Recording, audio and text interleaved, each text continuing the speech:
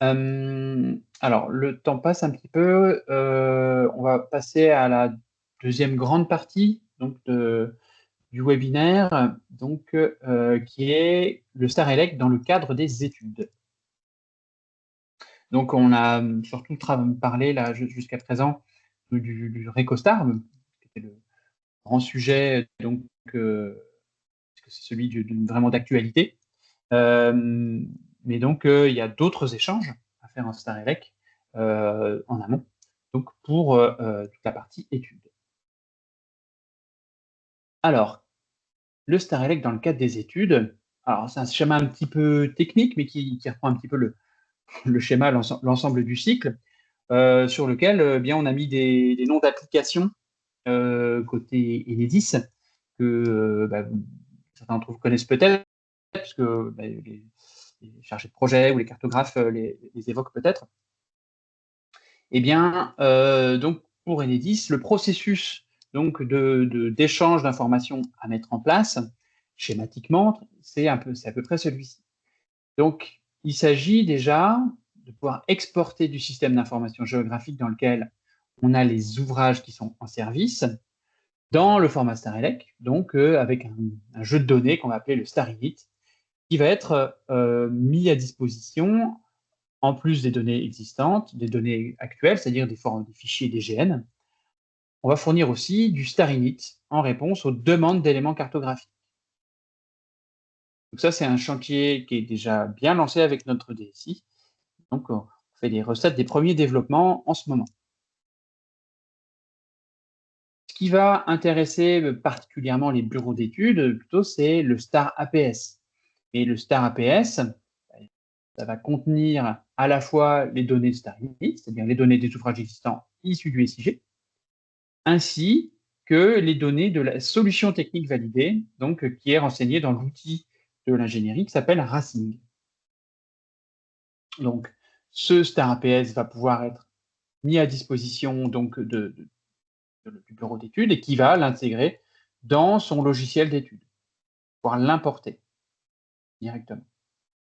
À l'issue de l'étude, donc, va produire un Star APD, qui est, on va dire, l'ensemble des données de l'étude mis au format StarElec. Et donc, ce Star APD va pouvoir être déposé dans le plan et par des automatismes, va pouvoir présaisir, va faciliter le travail, puisque les descriptions d'ouvrages sont très structurées, aux chargés de projet pour lui préparer une précommande de travaux, une précommande de matériel. À terme, ça mettra à jour la description de la solution technique par rapport à l'étude détaillée, beaucoup plus précise. À partir de ce Star APD, donc, les travaux pourront être réalisés et donc le récollement sera une remise en classe A de ce Star APD, qui lui-même sera déposé dans le plan et ira mettre à jour à la fois l'outil Racing, si on veut, mais aussi toutes les bases de données patrimoniales. Et toutes les bases de données patrimoniales, parce qu'au-delà du système d'information géographique, il y a aussi la grande échelle, et puis potentiellement des outils de GMAO, etc. Alors, pour ce faire, eh bien, on veut passer par une démarche d'expérimentation. On sait que ça va demander très certainement une conduite du changement importante par rapport à ce qui est fait aujourd'hui, plus importante que celle qu'on perçoit là entre PGEC et RECOSTA. Il y a beaucoup plus d'informations à structurer et on part d'un état où il y a beaucoup plus de diversité, beaucoup plus d'hétérogénéité dans les formats dans lesquels sont produites les études aujourd'hui. Les bénéfices qu'on attend de cette démarche d'expérimentation, c'est que on va vérifier que en produisant des études au format StarElec, on va pouvoir nous bénéficier des avantages d'automatiser les commandes de matériel et de travaux, de fiabiliser aussi les études, pouvoir mieux les comparer avec ce qu'on avait fourni en entrée. Et puis, pour les cartographes, lorsque les récollements seront produits à partir d'une étude, eh bien, il y aura une richesse beaucoup plus importante des données à l'intérieur du livrable. Pour les entreprises, eh bien, ce qu'on attend, c'est que, effectivement, ça permette de standardiser un petit peu les études, qu'il y ait ça prête moins le flanc, on va dire, à des demandes, on va dire, locale ou personnelle presque parfois donc des commanditaires sur un format, sur les informations à y saisir, et que ça puisse être beaucoup plus normé et donc un peu moins de surprises. Automatiser aussi la production de certaines données, notamment la partie schéma électrique.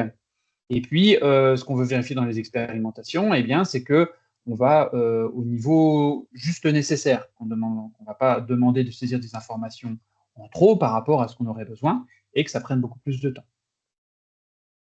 C'est à partir de ça, de ces expérimentations, qu'on veut rédiger le futur CCTP étude, donc qui va décrire qu'est-ce qu'on va fournir en entrée côté Enedis, qu'est-ce qu'on va attendre comme résultat. Et puis, ce qui va aller avec, c'est de simplifier la charte graphique, la charte de présentation des plans et études. Puisqu'il y a plus de données qui sont fournies de manière structurée, ça veut dire moins de tableaux récapitulatifs, moins de détails sur les plans, moins de mise en forme personnalisée. Ce qu'on perçoit, c'est qu'il va y avoir une politique de changement importante et on veut bien mieux la mesurer, à la fois pour les entreprises, plutôt elles qui vont produire les études, bien sûr, et puis aussi pour les chargés de projet Enedis, qui aujourd'hui sont certes impactés par l'arrivée du Récostar. Et on va dire que le plus gros de la conduite du changement côté Enedis, c'est dans la partie cartographie. Là, ils vont être beaucoup plus concernés, puisque aujourd'hui, c'est eux qui exploitent à fond le contenu des études sur le sujet. Et puis, ce qu'on va vouloir tester un petit peu, ce qu'on va vouloir travailler dans cette démarche d'expérimentation, c'est de quelle façon les logiciels peuvent se développer, se mettre en conformité, donc via le développement de prototypes. Donc, les logiciels aujourd'hui sur lesquels il va y avoir du travail, c'est la solution Mensura, donc, qui est développée par Sogeli. Donc, Sogeli en parlera un petit peu après. Il y a un outil qui est libre, qui s'appelle OpenStar APD, un petit peu sur le modèle d'Open Recostar, donc qui va se développer. Et puis, d'autres logiciels, bien sûr. S'il y a des logiciels d'études, des éditeurs qui se proposent de tester donc, des prototypes basés sur le StarElec, bien évidemment, on sera très intéressé de faire participer aux expérimentations.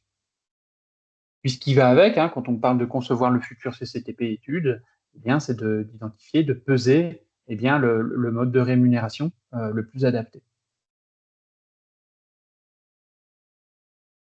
Hop. Alors, donc, ces expérimentations, comment est-ce qu'on va les mettre en place? Donc, il y a eu déjà un petit travail en 2025, avec un certain nombre avec quelques participants, donc quelques entreprises qui avaient participé à ces premiers ateliers. Donc, sur qu'est-ce qu'il y avait comme information principale à échanger dans le cadre des études.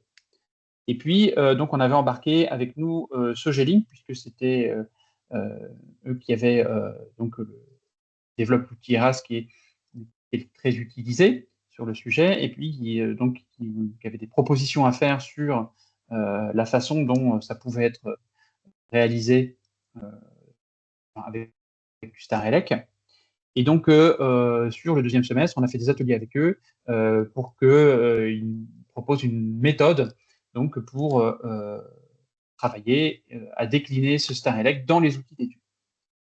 Et donc, la proposition, mais donc ils vous développeront tout ça beaucoup plus en détail juste après, donc c'est de valider l'usage de la solution Mensura, donc pour se mettre en conformité avec le StarElec et faire des expérimentations en 2026 jusqu'à mi-2027, donc puisqu'il y a eu un certain test qui ont été menés dessus.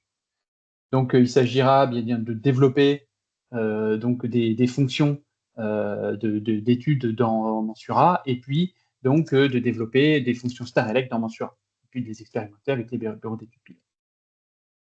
En parallèle de ça, donc il y a des travaux qui sont faits sur OpenStar APD, donc qui est porté par la direction régionale Auvergne. Sur quoi on compte? On compte sur le fait de travailler avec un panel représentatif des BE. Donc, pour ça, on a des participants donc, qui sont adhérents au SNER, à la FEMITRAS et au CERS. On pourra voir un petit peu toutes les typologies d'entreprises qui pourront travailler dessus. Donc, on travaille avec une dizaine d'entreprises. Et puis, les points importants, j'en ai déjà parlé, la conduite du changement. Donc, déjà lié au changement d'outils.